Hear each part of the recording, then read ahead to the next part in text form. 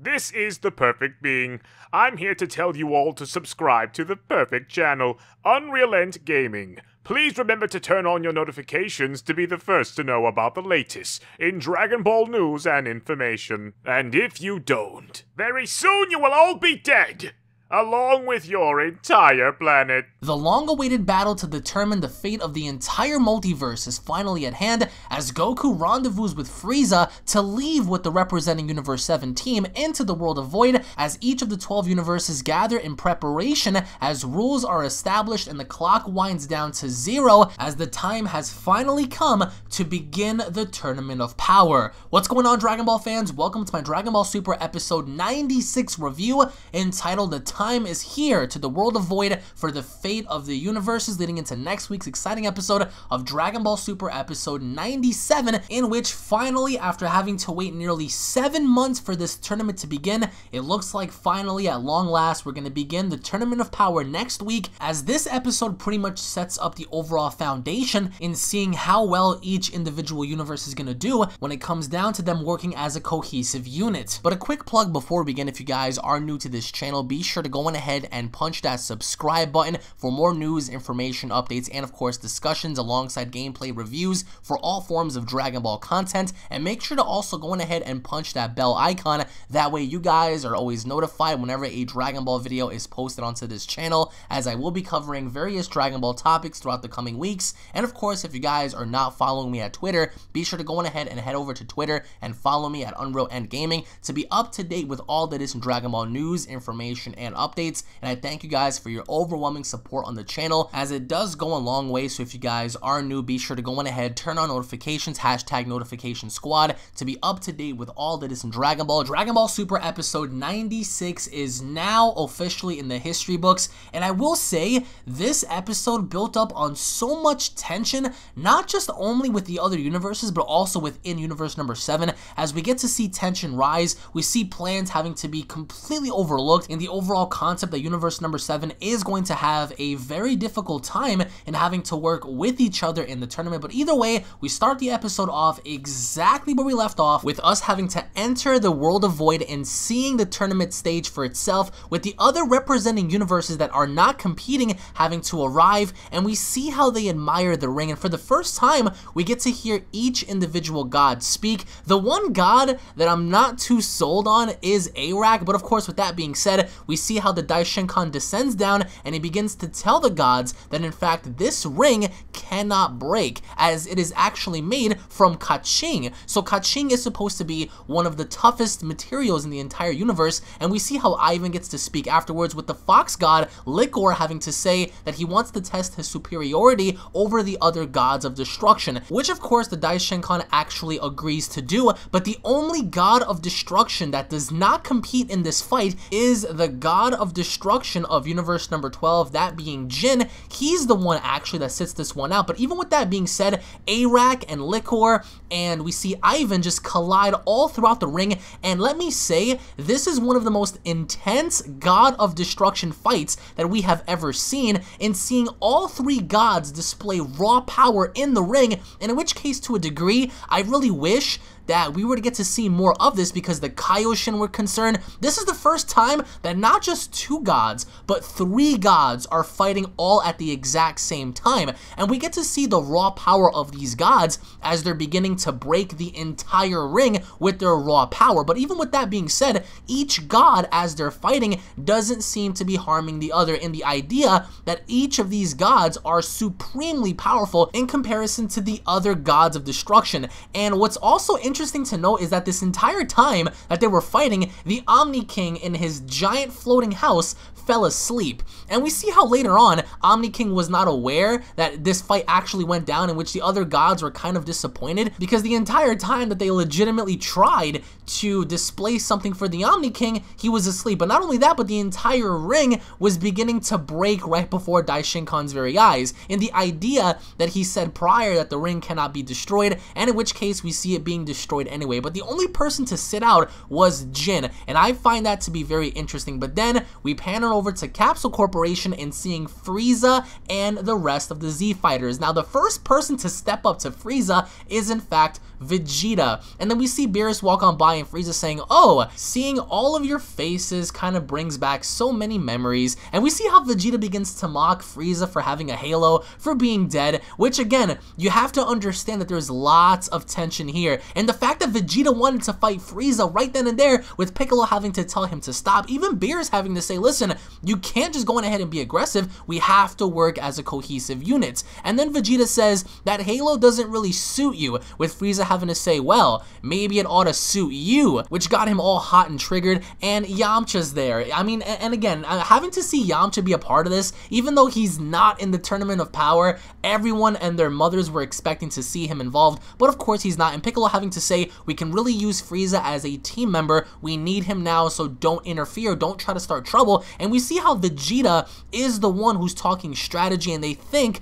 that they just need to go on ahead and beat whoever is strong first. That's Vegeta's strategy, is fighting the strongest people first and worrying about everyone else afterwards. In which, once again, we see Gohan and Piccolo argue with Vegeta that that is not the correct plan that we're going to be utilizing here. And Goku actually convinces Vegeta the importance of teamwork, because again, keep in mind, Dragon Ball Super episode 97 stresses the idea that Gohan is trying to get everyone to be on the same page, and clearly based on this episode, Vegeta has his own motives in trying to target the strongest people first. But despite anything else, we see the condescending nature of Frieza as he sticks his hand out trying to shake Vegeta's hand, and Vegeta having to get triggered. Even Beerus says, "Enough, this is enough, everyone has to be on the same page right now," and he grabs Frieza's hand, and we see how he's trying to force everyone to join together in them having to leave and finally lift off. We see how Whis begins to grab everyone begins to grab hands, and even then, you know, we see how Beerus grabs Vegeta's hand because Vegeta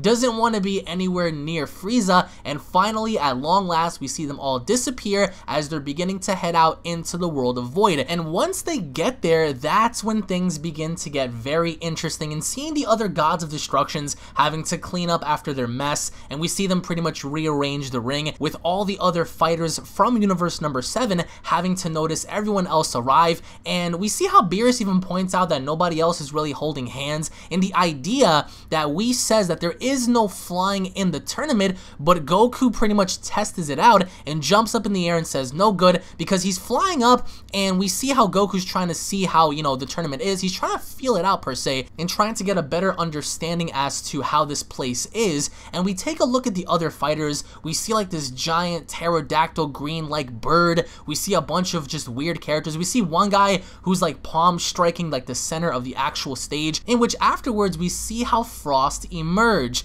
and Frieza's face at first, he was like, "Whoa, like what is this? Like I can't believe it." And Goku notices hits. Everyone is beginning to notice each other, with Champa having to be in the background pretty much making mock at Goku. And finally, Kabe arrives with Khalifa and Kale and saying, "Master Vegeta, are you alright?" And then finally he introduces Goku and Vegeta to Khalifa and Kale, that being other representing Saiyans. And what's cool about this is we see how similar Khalifa and Vegeta are, in which Goku offers his hand and Khalifa smacks his hand away. It's so awesome to see this, because this is the first time ever that we're getting Universe 7 Saiyans meeting other Saiyans from Universe number 6 aside from Kaba, and seeing Khalifa's attitude and seeing how Kale is so shy and timid, in which afterwards we see more engagement from Frieza and Frost, and them having to compare each other and saying, "Do you rule by force?" with each of them having to reply by saying, of course.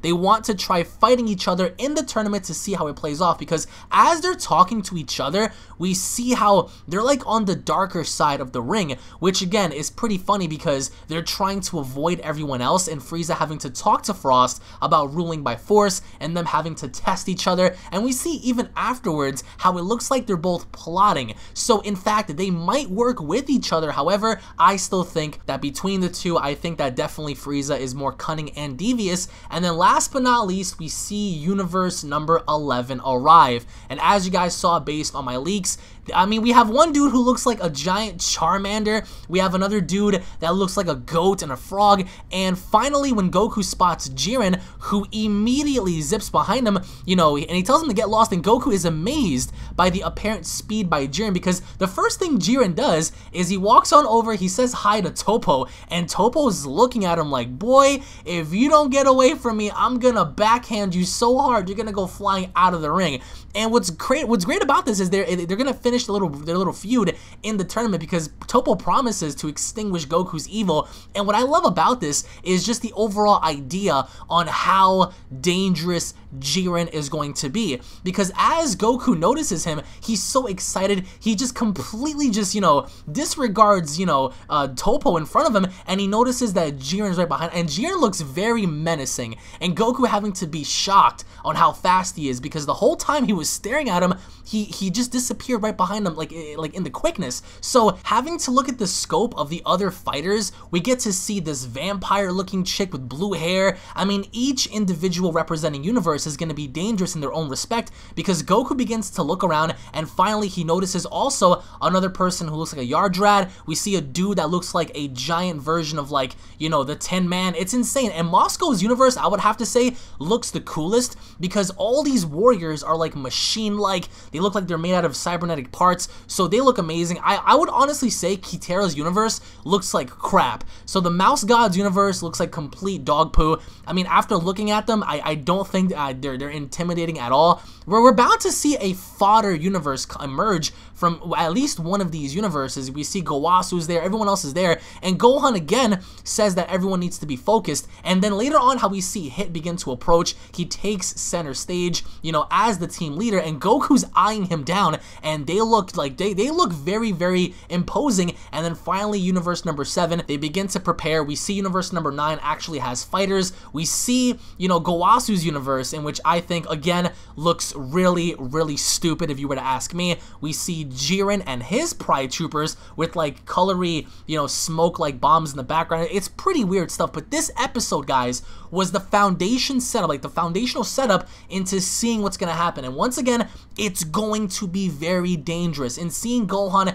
having to point out specific strategies and having to tell everyone, listen, if we work as a cohesive unit, we may actually get far. And later on, we see the Omni Kings begin to wake up, and they seem to be very excited for this, because as the episode pretty much comes to an end, we see the overall tournament stage be ready. We see all the fighters in the ring at the exact same time, in which cuts into the episode preview, in which once again I will talk about in my Dragon Ball Super episode 96 breakdown. But either way, guys, I would like to know down below, which universe do you think looks the coolest, or at least the most engaging? I would have to say Moscow's universe does look very cool in terms of like the way they're set up, in terms of their overall features and cybernetics, but Goku by the end of this is so excited that he's literally shaking. But I would like to get your thoughts down in the comment section below. What are your overall thoughts on this episode? What are your overall thoughts on the tension that was between each individual universe? What are your overall thoughts on seeing the gods battle for the first time in a very long time,